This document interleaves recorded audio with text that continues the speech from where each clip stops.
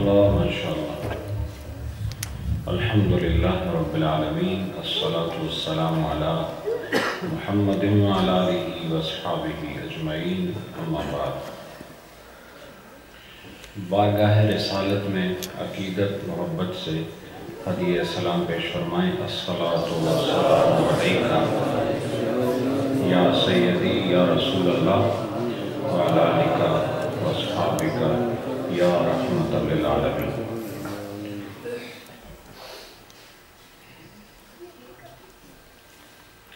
عزت مآب حضرت علامہ قمر الحاشمی صاحب مدد ذیل العالی آپ تشریف لائے، ہم خوش آمدید کہتے ہیں۔ جمیع حاضرین، بفضلہ تعالی بڑی کامیابیوں سے ہم اپنا علمی سفر طے کر رہے ہیں۔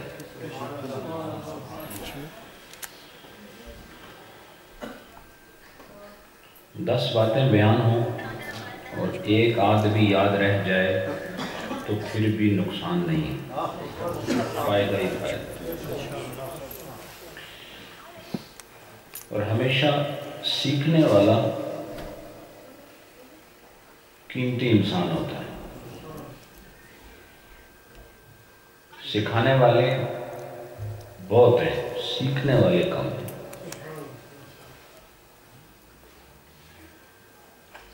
یہ ایسے ہی ہے جیسے امام بہت سارے ہوں اور مقتدی نہ ملیں، تو جماعت تبھی قائم ہوتی ہے جب امام کے ساتھ کوئی اقتداء والا بھی ہو، پیچھے کھڑے ہونے والا بھی ہو۔ تو یوں سمجھ لیں کہ اس محفل کی اصل رونق میں نہیں بلکہ آپ ہیں۔ آپ سیکھنے آتے ہیں تو سیکھنے کی وجہ سے مجھے سکھانا پڑتا ہے اور مجھے کچھ ہر بار نئی چیز بتانی پڑتی ہے۔ تو ویسے تو علامہ رٹوی بہت ہیں یہاں پر اس ملک میں، لیکن ضرورت اس بات کی ہے کہ رٹی رٹائی جو تقریریں ہیں وہ تو آپ کو زبانی یاد ہوگی، اور اکثر جو ہمارے سننے والے ہیں وہ مولوی صاحب کے آدھی گفتگو سے پہلے بتا دیتے ہیں کہ ہون آگے کیا کھڑ لگے۔ تو یہ تبدیلی ضروری ہے، سیکھنے کی ضرورت ہے، بہت زیادہ سیکھنے کی ضرورت ہے۔ تو آج کی جو مجلس ہے وہ ہماری ماہانہ 11ویں شریف کی محفل ہے۔ 11ویں شریف کون سی محفل ہوتی ہے؟ یہ کوئی ایک عمل حضرت غوث الاغیاث قطب ربانی سیاح لامکانی شیخ عبد القادر الجیلانی رحمۃ اللہ علیہ، ان کا طریقہ بارگاہ رسالت میں ہدیہ ثواب پیش کرنے کا اتنا معروف ہوا، اتنا مشہور ہوا کہ ہر کس و ناقص 11ویں شریف کو جانتا ہے، اور اس کا اتنا زیادہ عام ہو جانا اس بات کی دلیل ہے کہ عند اللہ یہ مقبول بھی ہے، محبوب بھی ہے۔ 11ویں شریف صرف اس کا نام مشہور ہو گیا ہے کیونکہ وہ 11 شریف کی 11 تاریخ ہر ماہ اسلامی مہینے کے حساب سے غوث الاعظم رحمۃ اللہ علیہ اجتماع فرماتے، لوگ آتے، غریبوں میں کھانا پینا تقسیم ہوتا تھا، اِشارِ ثواب ہوتا تھا بارگاہ رسالت۔ اس لیے 11ویں شریف اس وجہ سے اس کا نام پڑ گیا، ورنہ اصل میں یہ مجلس ایصال ثواب ہے۔ ٹھیک ہے، تو لوگوں کو تکلیف ہوتی ہے اس لفظ 11ویں شریف سے کہ 11ویں شریف کیا چیز ہے، نہ قرآن میں، نہ حدیث میں، نہ صحابہ کے طور طریقے میں ہے، کہیں پر اس کا ذکر نہیں ہے۔ تو جواباً عرض یہ ہے کہ بعض چیزیں اس لیے معروف ہو جاتی ہیں کہ اس میں کوئی قرینہ ہوتا ہے، اور اس 11ویں شریف کا قرینہ 11 تاریخ ہے، تو اگر یہ مشہور ہو گیا تو اس میں کون سی ایسی قباحت ہے؟ اصل میں ہوتا تو اس میں ایصال ثواب ہی ہے۔ یہ ایسے ہے جیسے محفل میلاد ہو اور محفل میلاد میں کوئی اہل اللہ کی بھی بات کرے تو کوئی بری بات نہیں، نام 11ویں شریف ہوتا ہے لیکن بات اہل اللہ کی ہوتی ہے، ایصال ثواب کی بات ہوتی ہے۔ اور مومن، ہمیشہ میں بتاتا آیا ہوں آپ کو، مومن وفادار ہوتا ہے، اور اس کی وفا کی یہ دلیل ہے کہ وہ اپنے سے پہلے گزر جانے والوں کے لیے دعائیں مغفرت کرتا ہے، کچھ پڑھ کے ایصال ثواب کر دیتا ہے، بس اسی کو 11ویں شریف کہتے ہیں۔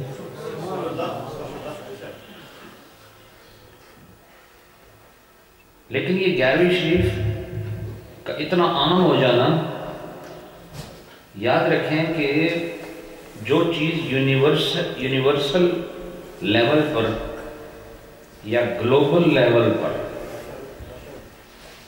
معروف ہو جائے تو اس کا مطلب یہ کہ ساری امت کو وہ پسند ہے، اور حضور نے فرمایا کہ لا تجتمع امتی علی الضلالہ، کہ یہ نہیں ہو سکتا کہ میری ساری امت گمراہی پر مجتمع ہو جائے، یعنی یہ ہو ہی نہیں سکتا کہ ساری امت مل کر کسی ایسی چیز پر اتفاق کر لے جو از ضرور شرع جائز نہ ہو۔ مطلب یہ کہ گمراہ ہوگا تو کوئی چھوٹا موٹا فرقہ ہو سکتا ہے، گمراہ ہو تو کوئی 10 15 20 100 200 400 آدمی گمراہ ہو سکتے ہیں، لیکن شرق سے لے کے غرب تک سارے گمراہ نہیں ہو سکتے، یہ رسول اللہ نے بتایا۔ اس کا معنی یہ ہے کہ جب اس فعل کو پوری دنیا میں قبول عام مل گیا، اور حضور کے ارشاد ہے کہ ساری قوم، میری قوم جو میری امت ہے، یہ گمراہی پر جمع نہیں ہو سکتی، اس سے ثابت ہوا کہ 11ویں شریف ہر جگہ محبوب ہے، اور ہر جگہ محبوب ہونے کا مطلب ہر جگہ رائج ہے، اور جہاں ہر جگہ رائج ہونے کا معنی یہ کہ حضور کی حدیث سے ثابت ہوا کہ پھر یہ ناجائز نہیں ہو سکتا۔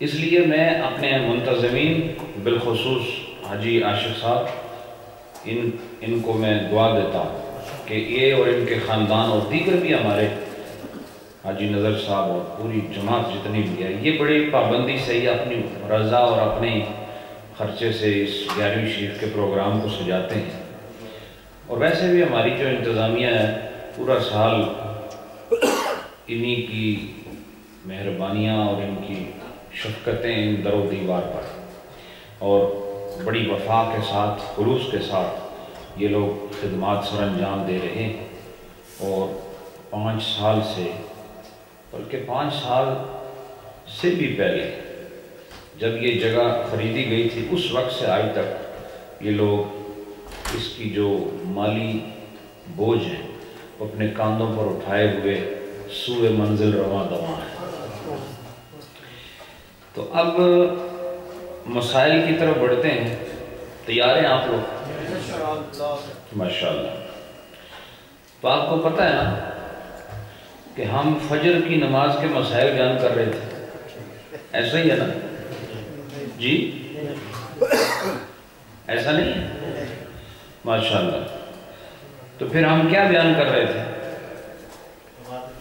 نمازیں، ماشاءاللہ ماشاءاللہ، شکر ہے قربان صاحب نے آپ کا مسئلہ حل کیا۔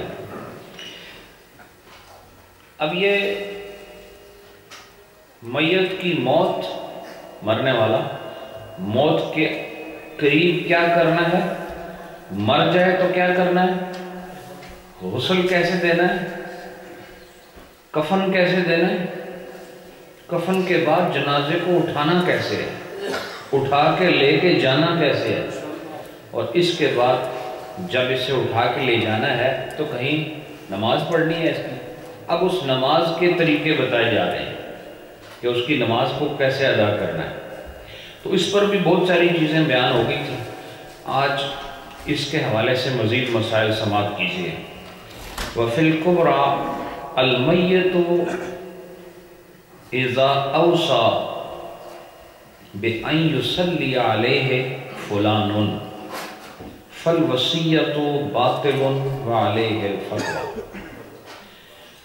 کہتے ہیں کہ میت مرنے والا اگر یہ وصیت کر جائے کہ اس کی نماز فلاں آدمی پڑھائے، ایسا ہوتا ہے نا، اکثر آپ نے سنا ہو، اگر مرنے والا وصیت کر جائے کہ اس کی نماز فلاں آدمی پڑھائے،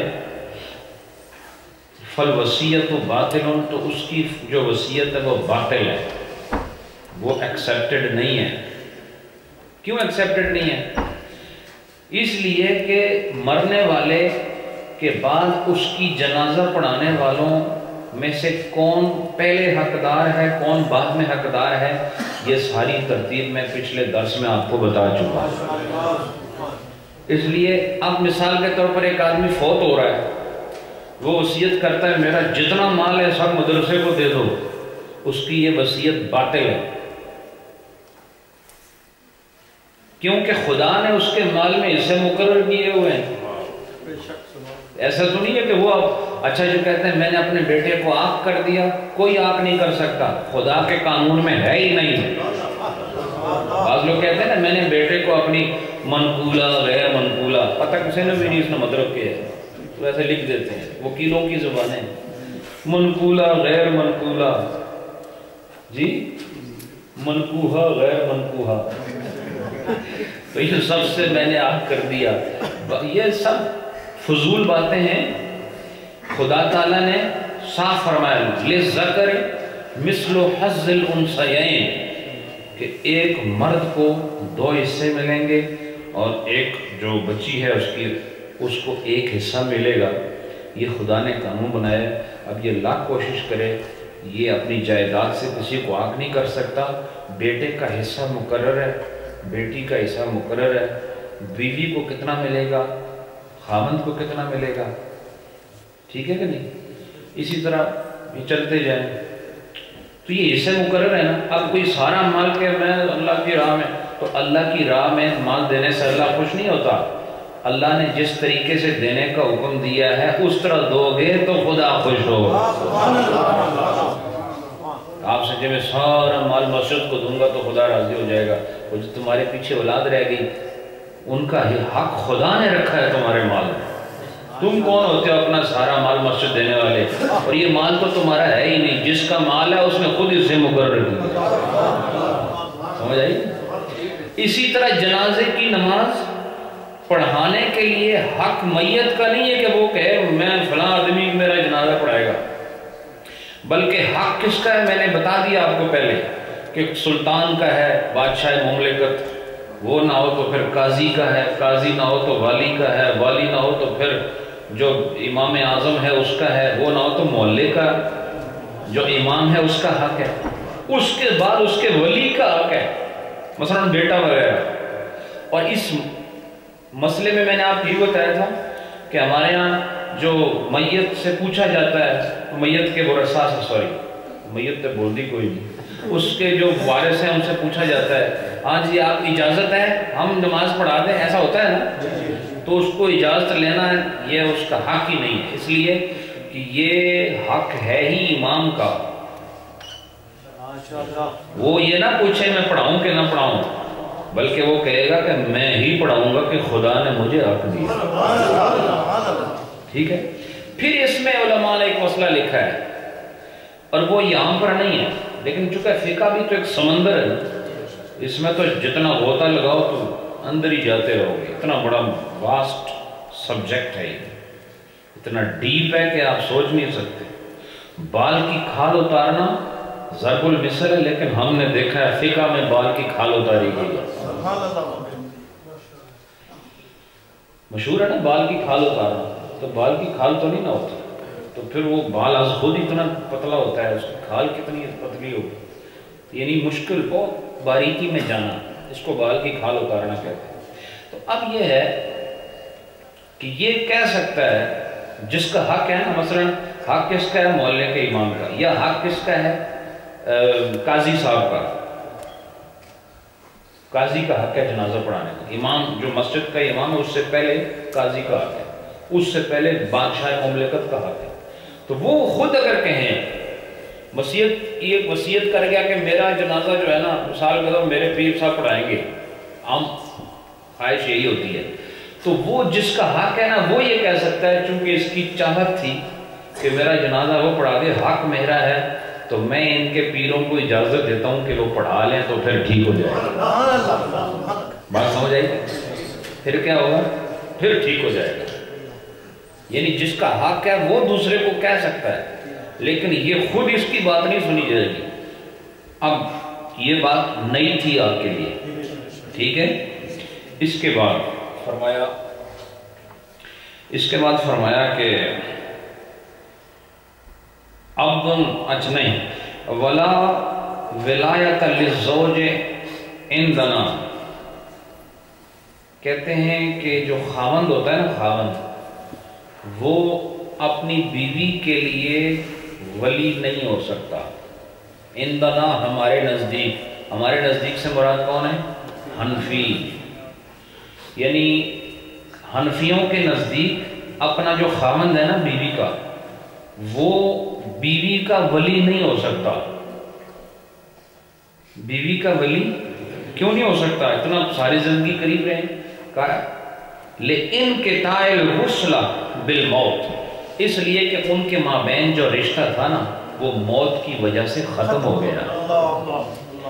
تو میاں بیوی کا جو تعلق ہوتا ہے نا وہ موت کے بعد وہ ختم ہو جاتا ہے.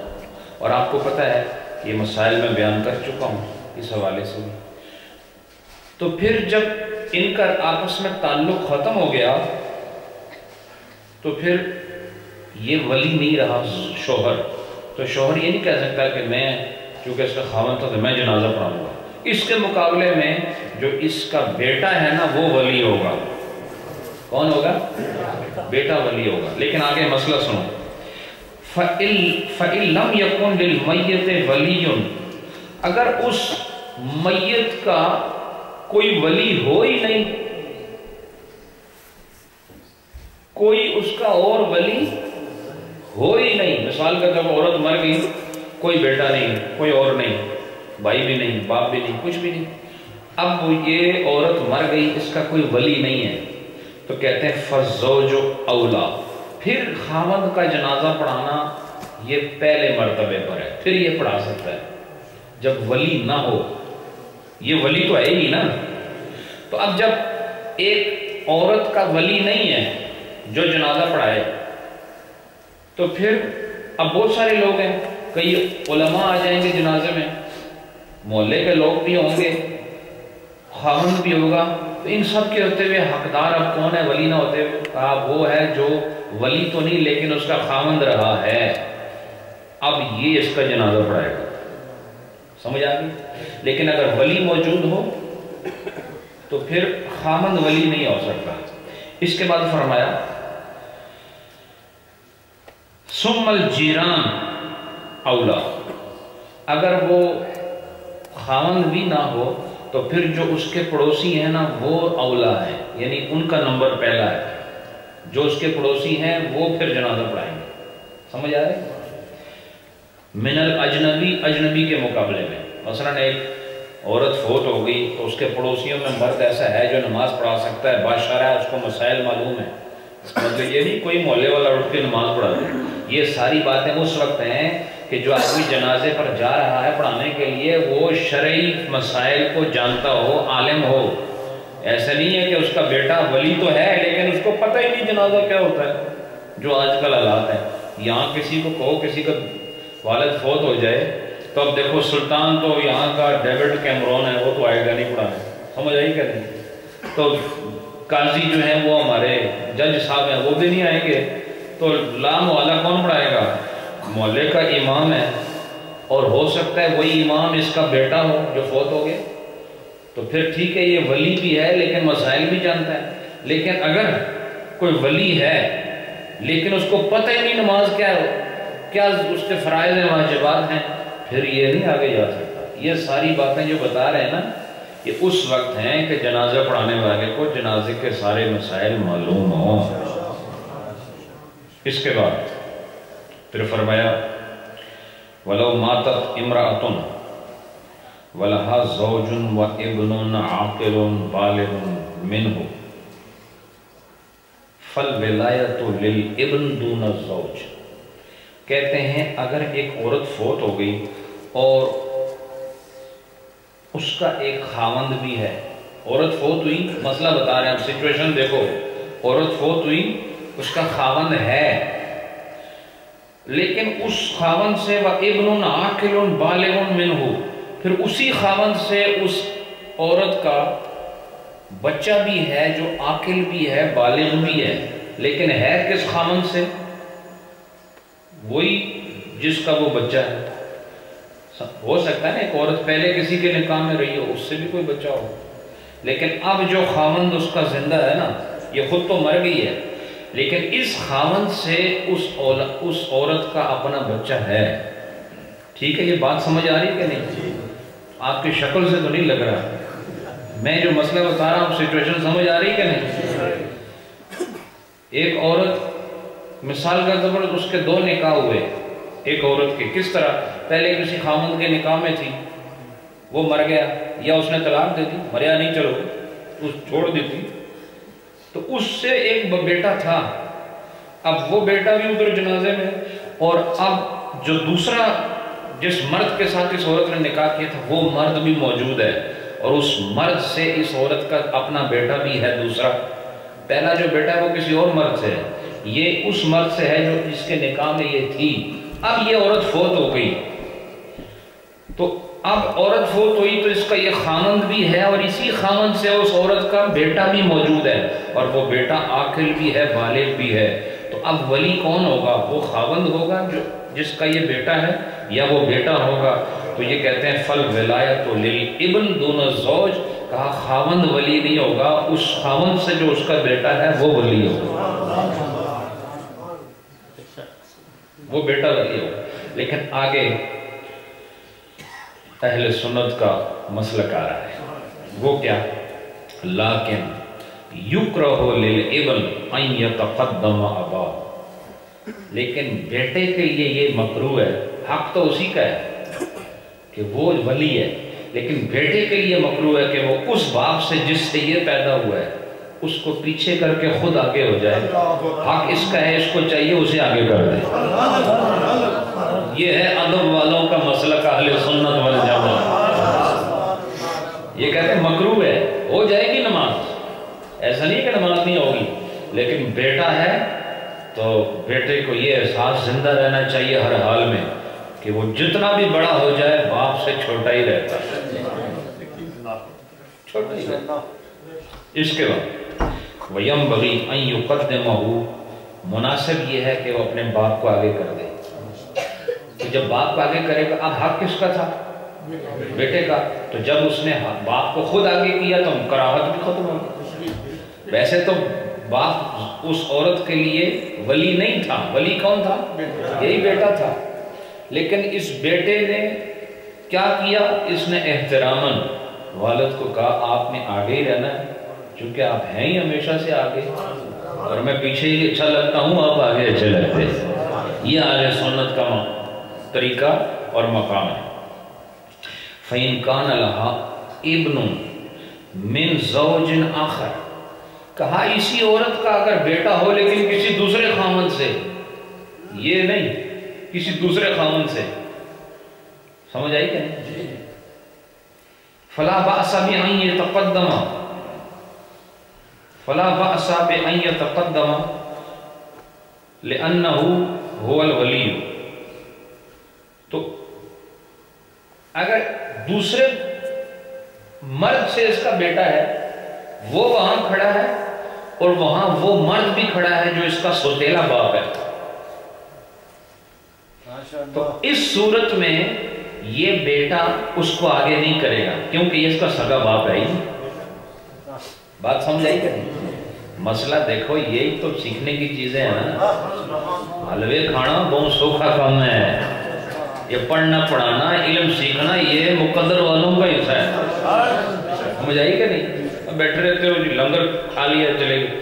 یہ جو میں بتا رہا ہوں نا اس کے لیے لوگوں نے ہزاروں میل کا سفر کیا ہے سیکھنے سکھانے کے لیے. اب پہلا مسئلہ کیا بتایا کہ ایک خاوند پیچھے موجود ہے, اسی خاوند سے اس عورت کا بیٹا موجود ہے, تو ولی خاوند ہوگا یا بیٹا؟ بیٹا. لیکن حق کیا ہے کہ وہ بیٹا پیچھے چلا جائے, اس کو کہے ابا جی تسی پڑھاؤ. جب اس نے کہہ دیا نا تسی پڑھاؤ اس کا مطلب ہے حق اسی کا تھا لیکن اس نے باپ کو دے دیا, کوئی کراہت نہیں. لیکن اسی عورت کا ایک اور پر پہلے مرد سے بیٹا ہے, اب اس عورت کا ہی بیٹا ہے نا, لیکن اس عورت کا وہ بیٹا جب جنازے میں آئے گا تو اب اس جس کے نکاح میں یہ عورت تھی وہ آدمی بھی وہاں کھڑا ہے, اب یہ اس کو آگے نہیں کرے گا احتراماً. کیوں؟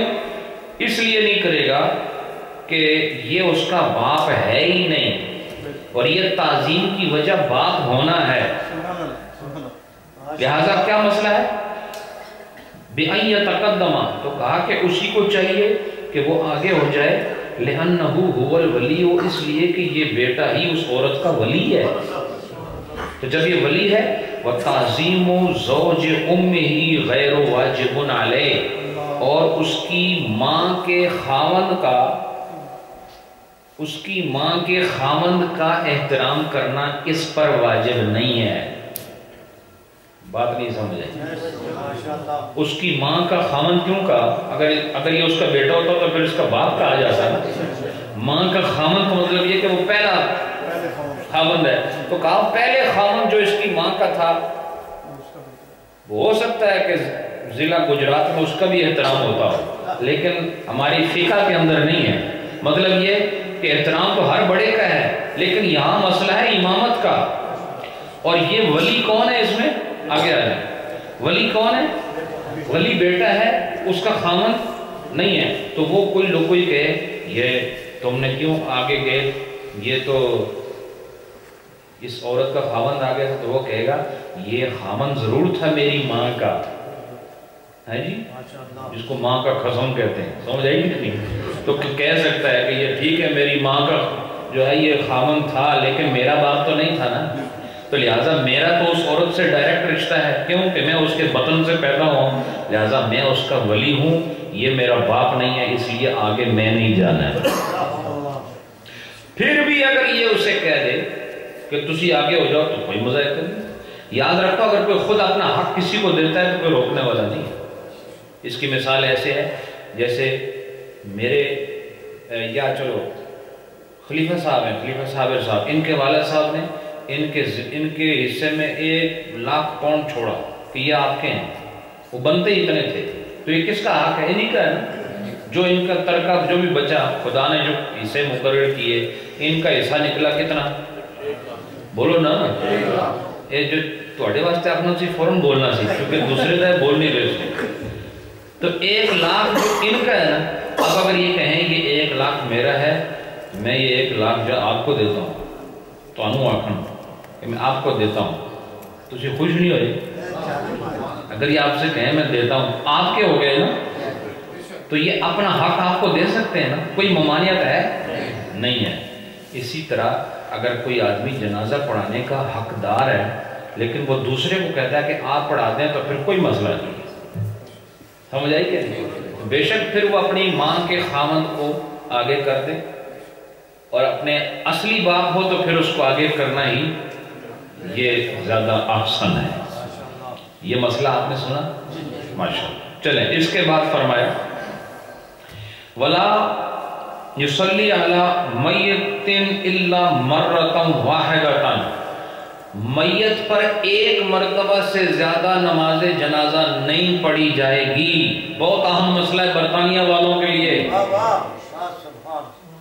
اور یہ فقہ حنفی ہے.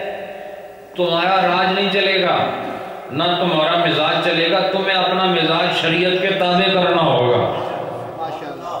یہ جو ایک جنازہ برطانیہ میں, دوسرا اسلام آباد ایئرپورٹ پہ, تیسرا میرپور میں, چوتھا پھر گاؤں میں, یہ جو بار بار جنازے پڑھاتے ہو یہ ہماری فقہ کا حصہ نہیں. صاف فرما دیا کیا ولا یصلی علی میت الا مرۃ واحدہ، ایک مرتبہ سے زیادہ میت پر نماز جنازہ نہیں پڑھی جائے گی۔ مسئلہ آ گیا؟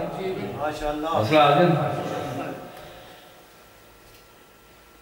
وَالتَّنَفَّلُ بِصَلَاةِ الْجَنَازَةِ غَيْرُ مَشْرُوعٍ، اور نماز جنازہ کو بطور نفل ادا کرنا یہ غیر مشروع ہے۔ مثلا اصل جنازہ ہو گیا، اس کے بعد جو جنازے پڑھو تو یہ نفلی جنازے ہوں گے۔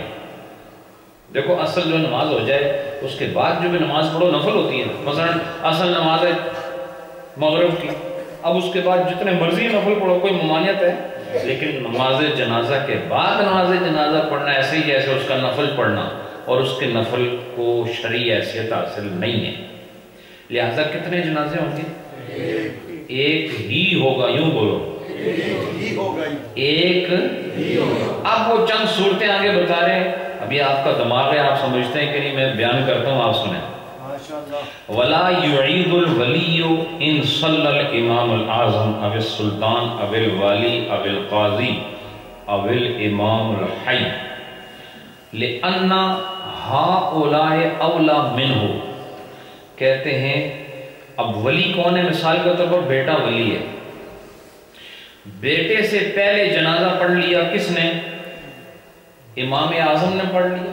امام اعظم بہت بڑا، پورے ملک کا امام، ٹھیک ہے، اس نے پڑھ لیا، یا بادشاہ مملکت اسلامیہ نے پڑھ لیا جنازہ اس میت کا، یا والی نے پڑھ لیا، علاقے کا والی ہے اس نے پڑھ لیا، یا قاضی نے پڑھ لیا، یا جو محلے کا امام ہے نا اس نے نماز جنازہ پڑھا دیا، پڑھ لیا، تو اس کے بعد جو ولی ہے نا وہ نماز جنازہ دوبارہ نہیں پڑھ سکتا۔ مثلا وہ نہیں تھا ہی نہیں جنازے میں، تو وہ کہتا ہے میں تو ہے ہی نہیں سان، تو میں دوبارہ پڑھوں گا، تو یہ نہیں ہو سکتا۔ کیوں نہیں ہو سکتا؟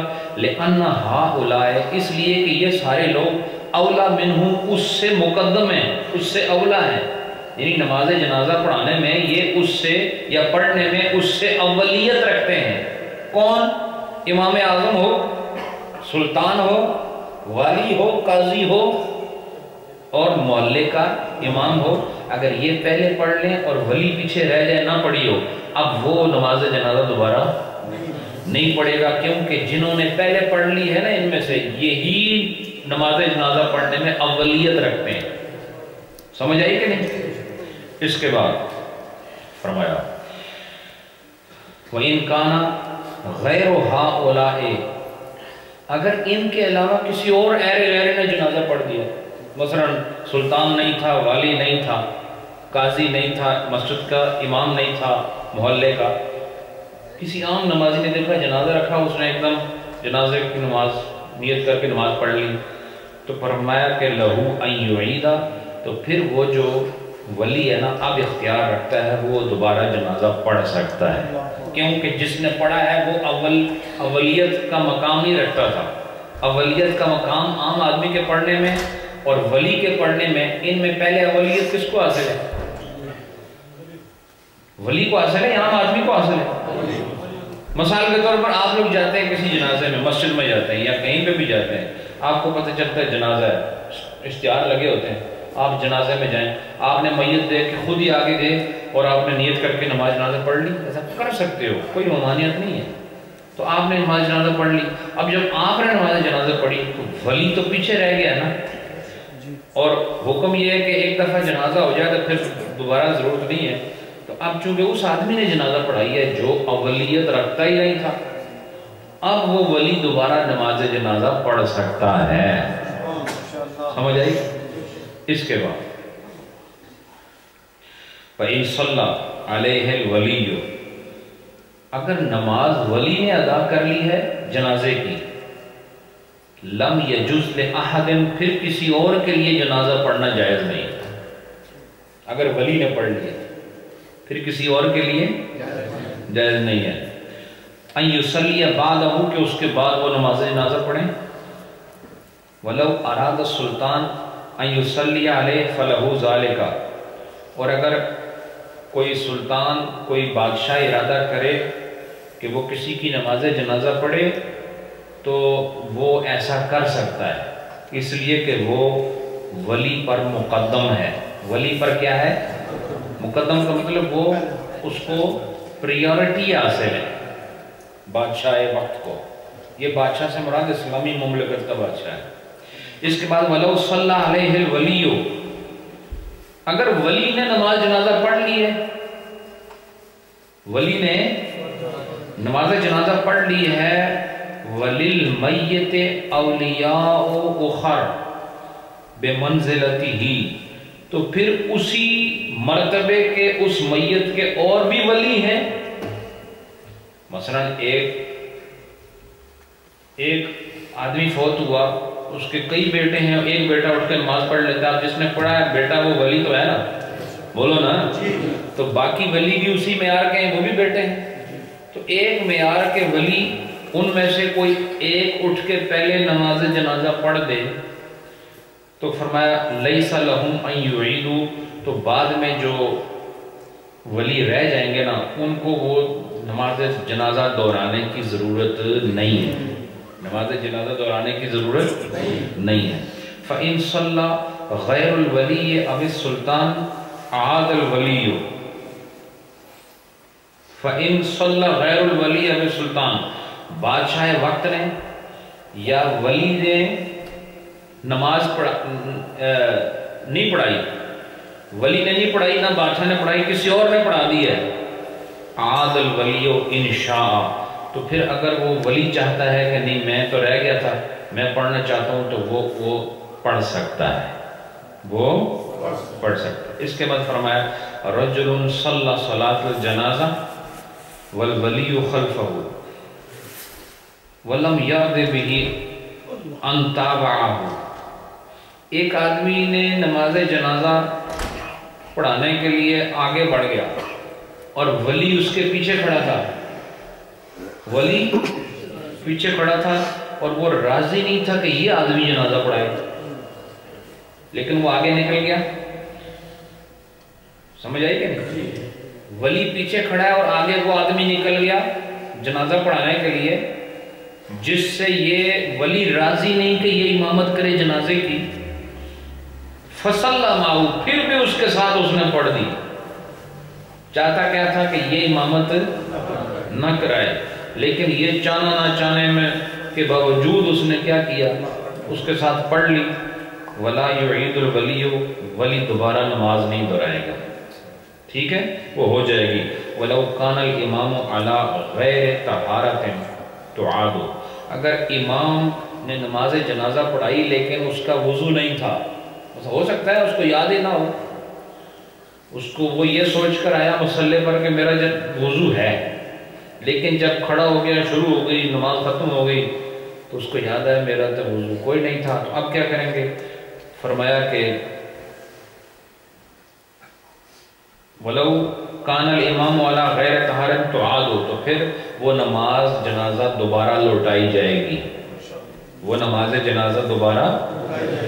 وَإِن كَانَ الْإِمَامُ عَلَى طَهَارَةٍ، اگر امام طہارت کی حالت میں اس نے جنازہ پڑھایا، وَالْقَوْمُ عَلَى غَيْرِ طَهَارَةٍ، لیکن پیچھے جو کھڑے تھے ان کا وضو نہیں تھا، یعنی امام کا وضو تھا اور جو پیچھے تھے ان کا وضو نہیں تھا. صحت الصلاۃ، صلاۃ الامام، تو امام کی جو نماز ہے وہ درست ہو گئی، امام کی نماز درست ہو گئی. تو جب امام کی درست ہوئی پیچھے والوں کی درست نہیں، ولا تعاد الصلاۃ علیہ، تو پھر کہا کہ اس پھر نماز دہرانے کی ضرورت نہیں ہے، اس لیے کہ جو نماز پڑھانے کا حقدار تھا وہ امام تھا، اس نے پڑھ دی ہے. بات سمجھ آئی کہ نہیں؟ یہ مسائل ایسا نہیں ہے کہ آپ نے کوئی ان چیزوں سے آپ گزرنے والے ہیں، یہ اس لیے بتا رہے ہیں کہ اگر بالفرض ایسا مسئلہ ہو جائے تو آپ کو معلوم ہو کہ اس کا مسئلے کا جواب کیا ہے، ٹھیک ہے. اس کے بعد اذا صلی المریض علی جنازۃ قاعدا، اگر کسی مریض نے نماز جنازہ پڑھائی اور اس نے بیٹھ کے نماز پڑھائی جنازے کی، کیوں ہو سکتا ہے کہ جو نماز جنازہ پڑھا رہا ہے، اب کون ہے سب سے پہلے نماز جنازہ پڑھانے والا؟ سلطان ہے، یا اس کے بعد کون ہے؟ قاضی ہے مثال کے طور پر.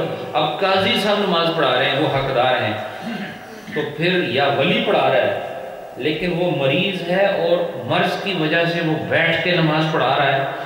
وَالْقَوْمُ خَلْفَهُ قِيَامٌ، اور جو پیچھے جو لوگ کھڑے ہیں نا وہ کھڑے ہیں، اور یہ خود جو نماز پڑھا رہا ہے یہ بولو نا بیٹھا ہوا ہے. جاز، تو ایسا بھی جائز ہے، ایسا بھی جائز. رجل مات فی غیر بلدہ، ایک آدمی اس شہر میں نہیں مرا جہاں رہتا ہے، یا اس وطن میں نہیں مرا جہاں وہ رہتا ہے، کسی اور وطن میں فوت ہو گیا، کسی اور شہر میں فوت ہو گیا. ثم جاء اہلہ، پھر اس کے جو رشتہ دار ہیں وہ آئے، فحملوہ الی منزلہ، اور اسے پھر اٹھا کے لے گئے اپنے وطن یا اپنی جگہ جہاں وہ رہتا تھا. ان کانت الصلاۃ باذن السلطان او القاضی لا تعاد، اگر جس وطن میں وہ مرا تھا نا وہاں پر سلطان کے حکم سے یا قاضی کے حکم سے جنازہ ہو گیا ہے تو اپنے وطن میں لے جا کے پھر نماز جنازہ نہیں دہرائی جائے گی. یہ مسئلہ آپ کے ساتھ تعلق رکھتا ہے، سمجھ آ رہی ہے؟ اکثر یہیں ایسے ہی ہوتا ہے، یہاں آدمی فوت ہوتے ہیں باڈی لے جاتے پاکستان، یہاں فوت ہوا باڈی کی بنگلہ دیش، یہاں فوت ہوا باڈی کی ہندوستان.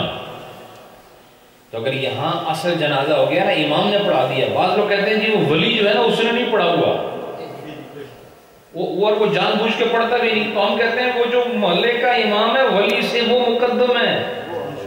تو جب اس نے پڑھ دیا ولی کے پھر چانس رہا ہی نہیں. چونکہ ہم ناواقف ہیں نا، اس لیے ناواقفی میں جو جی میں آیا وہ کرتے چلے گئے اور سیکھنے کی طرف کبھی نہیں گئے. تو جب اس کا جنازہ جس محلے میں وہ 60 سال رہا، 40 سال رہا، وہ اس کا محلہ ہے اور اس محلے کا جو امام ہے اس نے جنازہ پڑھا دیا، پھر یہ بہانہ کر کے جو اس کا بیٹا ہے وہ نماز جنازہ نہیں پڑھتا، کہتا میں پاکستان پڑھوں گا. تو جب امام نے پڑھا دیا ہو گیا، اب وہاں جا کے نہیں دہرائے. تو آپ لوگ ہم سب نے مرنا ہے، تو فقہ حنفی کے ہم تابع دار ہیں، ہم غلام ہیں اس فقہ کے، اور مغفرت خدا کے ہاتھ میں. ایسا نہیں کہ پاکستان جنازہ ہوگا تو آپ معافی ہوگی. آپ بس جو شریعت کہتی ہے وہ کرو، وہ اسی میں معافی ہے. ٹھیک ہے؟ تو یہ بار بار جنازوں کا کوئی تصور نہیں فقہ حنفی میں. اس کے بعد فرمایا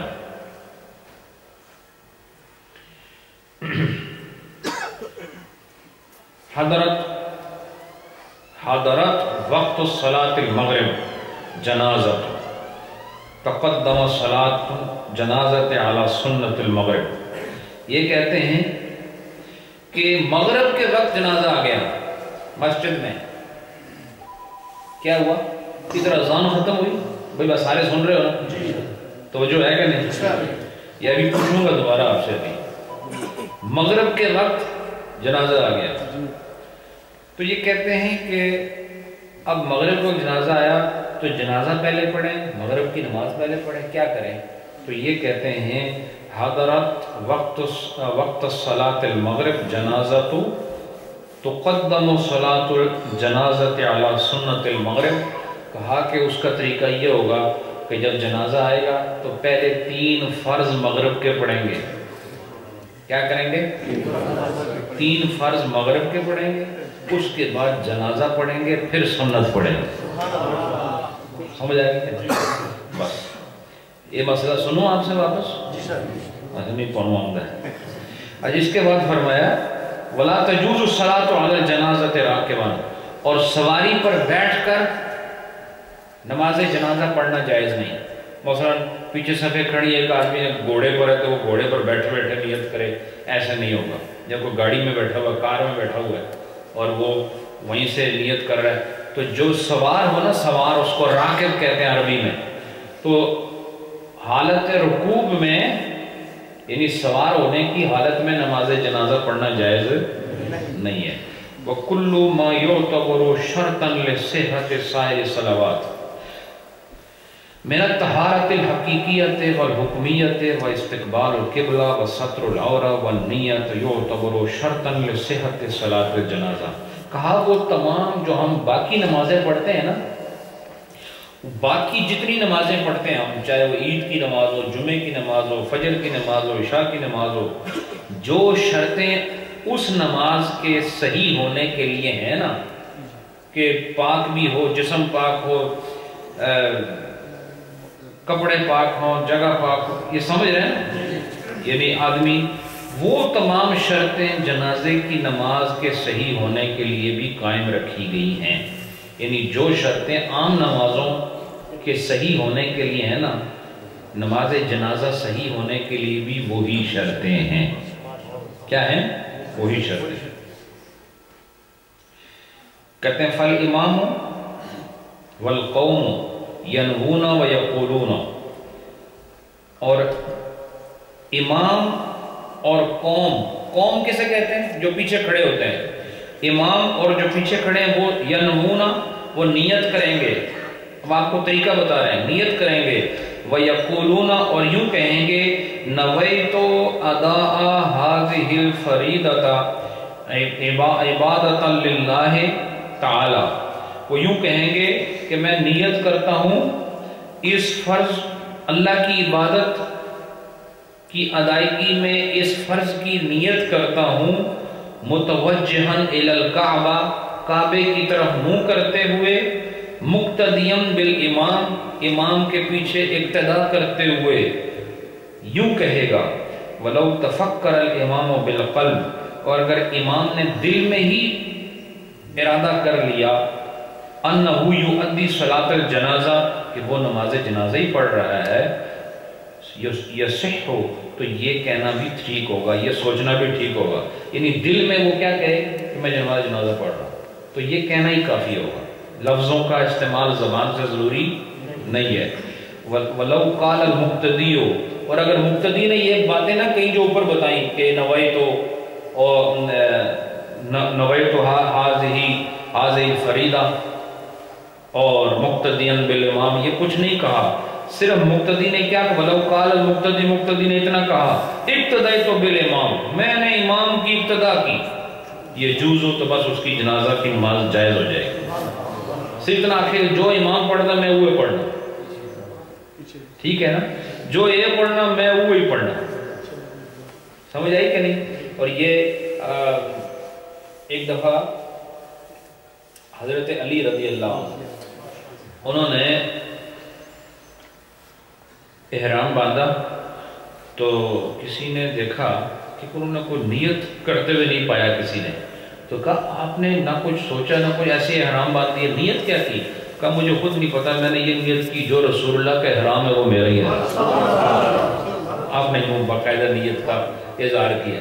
تو یہ ہو سکتا ہے آپ اگر امام کے لیے جتنا کہہ دینا کہ جو یہ پڑھ رہا ہے میں بھی وہی پڑھ رہا ہوں، تو آپ کی وہی ہوگی جو امام پڑھ رہا ہے. سمجھ آئے گی کیا؟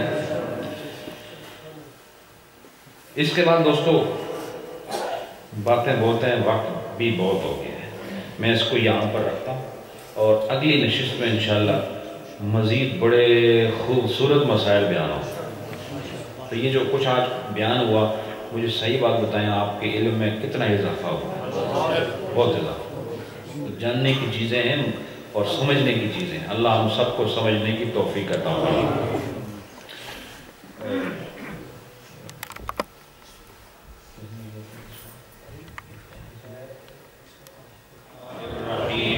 بسم اللہ الرحمن الرحیم. اللہم صلی علی سیدنا و مولانا محمد وعلی آل سیدنا و مولانا محمد وبارک وسلم.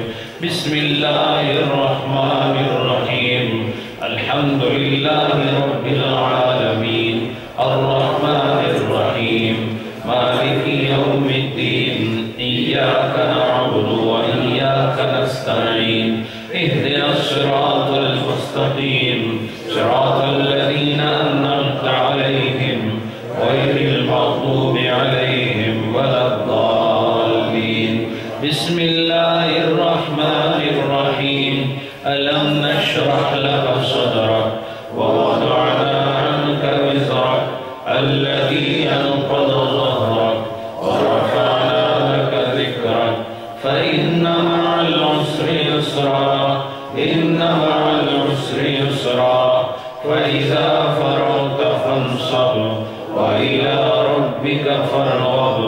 بسم الله الرحمن الرحيم.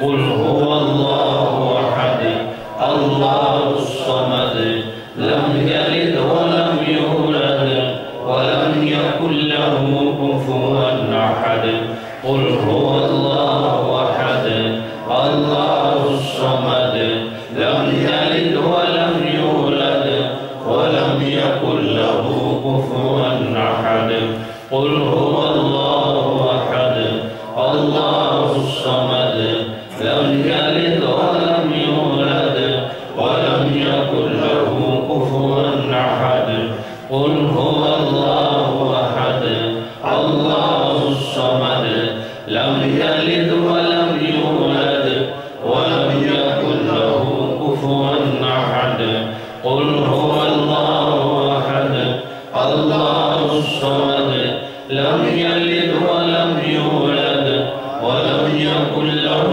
كفوا أحد قل هو الله أحد الله الصمد لم يلد ولم يولد ولم يكن له كفوا أحد قل هو الله أحد الله الصمد لم يلد ولم يولد ولم يكن له كفوا أحد قل هو الله أحد الله الصمد لم يلد ولم يولد ولم يكن له كفوا أحد قل هو الله أحد الله الصمد لم يلد ولم يولد ولم يكن له كفوا أحد قل هو الله أحد الله الصمد لم يلد ولم يولد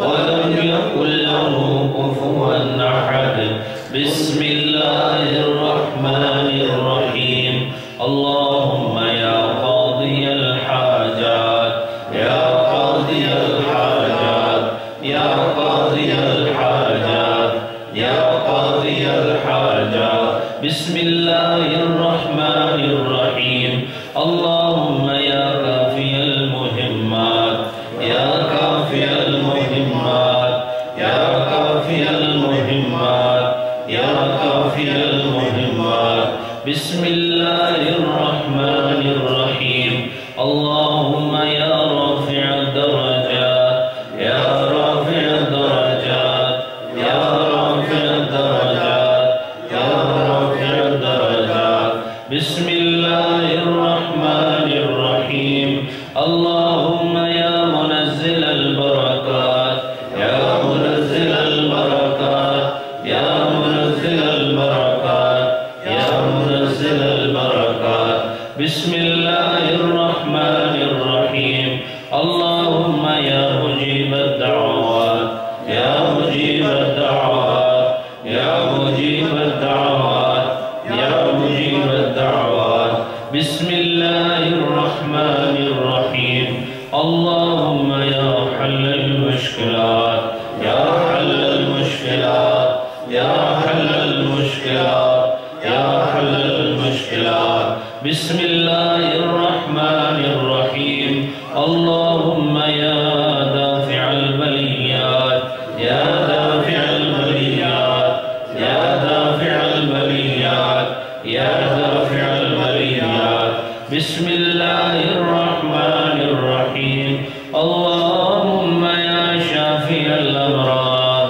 يا شافي الأمراض يا شافي الأمراض يا شافي الأمراض بسم الله الرحمن الرحيم اللهم يا مسبب الأسباب يا مسبب الأسباب يا مسبب الأسباب يا مسبب الأسباب بسم الله الرحمن الرحيم اللهم يا مفتح الأبواب يا مفتح الأبواب يا مفتح الأبواب يا مفتح الأبواب بسم الله الرحمن الرحيم اللهم يا دليل المتحيرين يا دليل المتحيرين يا دليل المتحيرين يا دليل المتحيرين بسم الله الرحمن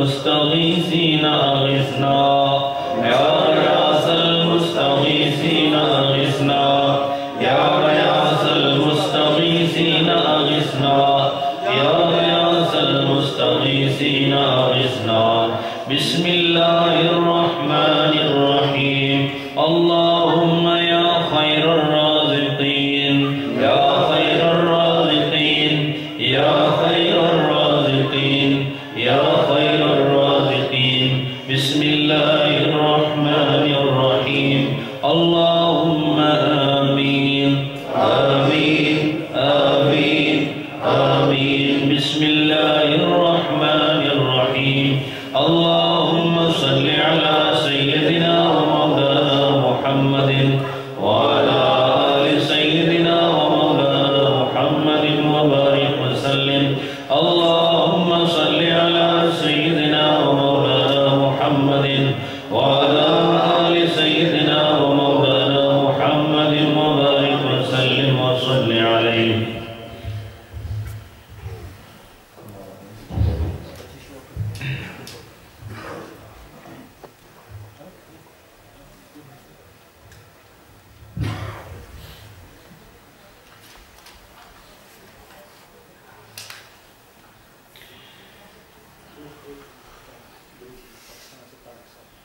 ایک لاکھ 12,000 ماشاء اللہ 1 لاکھ تو یہ تقریباً پھر 5.5 لاکھ یہ درود شریف ہو جاتا ہے اللہ تعالیٰ قبول فرمائے بس درود شریف میں کثرت کرو درود شریف اپنے گناہوں کی مغفرت کا ذریعہ بھی ہے اور رسول اللہ سے محبت کا خوبصورت اظہار بھی ہے بہت درود شریف پڑھا بہت زیادہ درود شریف پڑھا ہر بیماری کا علاج درود شریف میں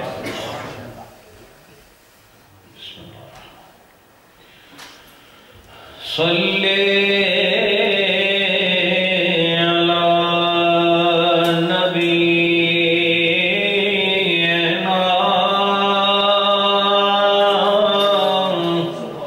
صلی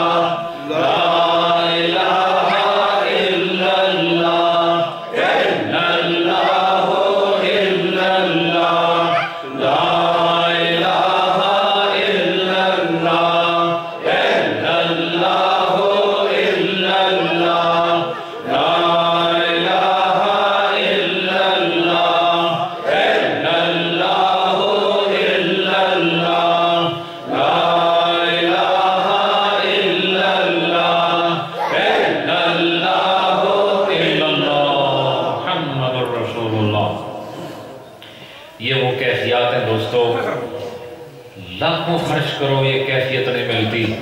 قسمت والے ہو کہ اللہ نے اپنے ذکر کا ذوق جذبہ اور اس کی لذت آشنائی عطا کی. قسمت والوں کا یہ مقام ہوتا ہے جسے چاہتا ہے اپنی یاد سے نواز دیتا ہے. خدا کو یاد کرنا بڑا ہی آسان ہے لیکن اتنا آسان کام بھی اس کے کرم کے بغیر نہیں ہوتا. اللہ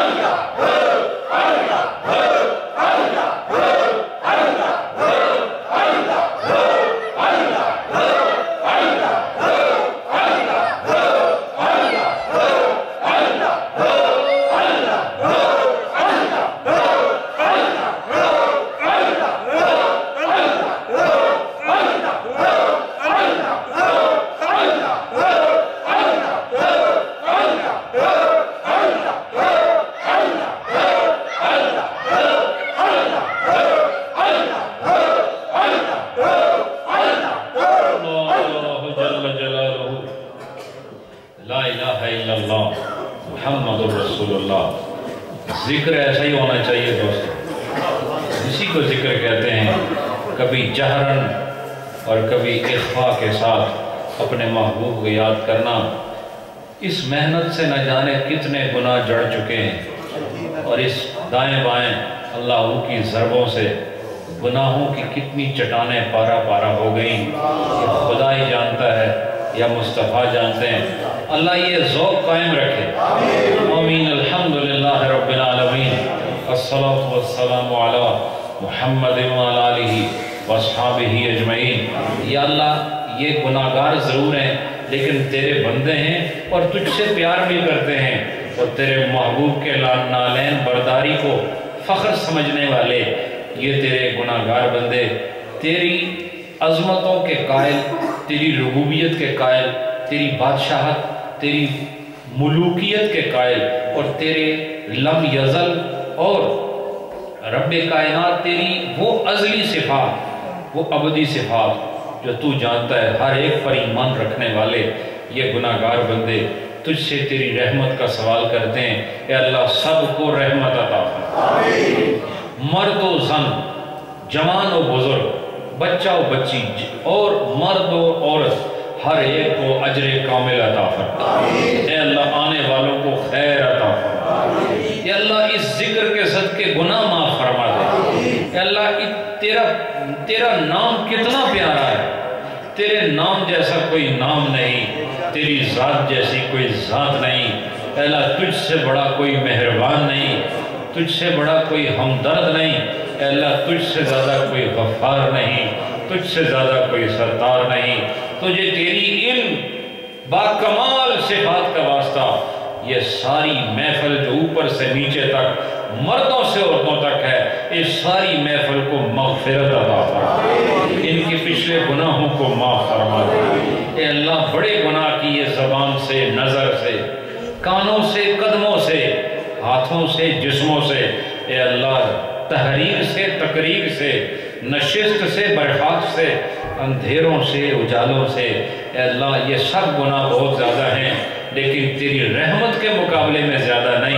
उसी रहमत का वास्ता तमाम गुनाहों को बवसीला मुस्तफ़ा माफ़ फरमा दे। और अब जो ज़िंदगी बाकी है इसे अपनी इताअत में, अपनी पाकीज़ा वो खूबसूरत सिफ़ात जिन्हें देख के तू खुश होता है, उन सिफ़ात के अंदर मुस्तग़रक़ ज़िंदगी अता फरमा।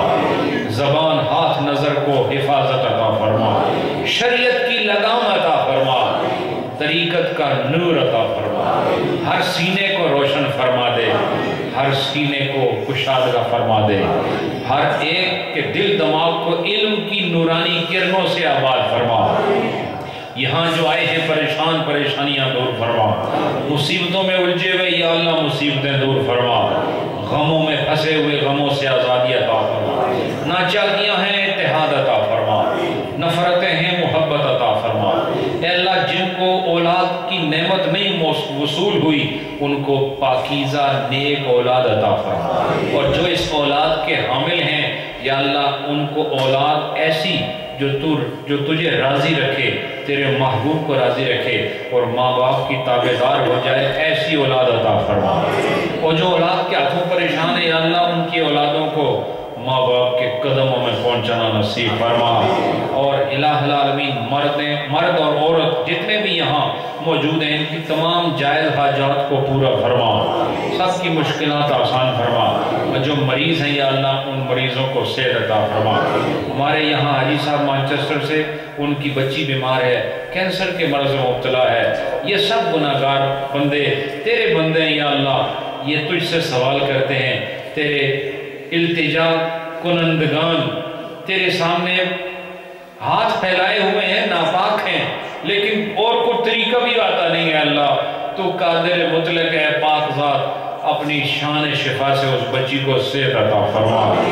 और लाइलाज तो दुनिया के डॉक्टर कह सकते हैं, तेरे बारगाह में कौन लाइलाज है। अल्लाह अपनी शान और अपनी कुदरत से उस खातून को सेहत अता फरमा।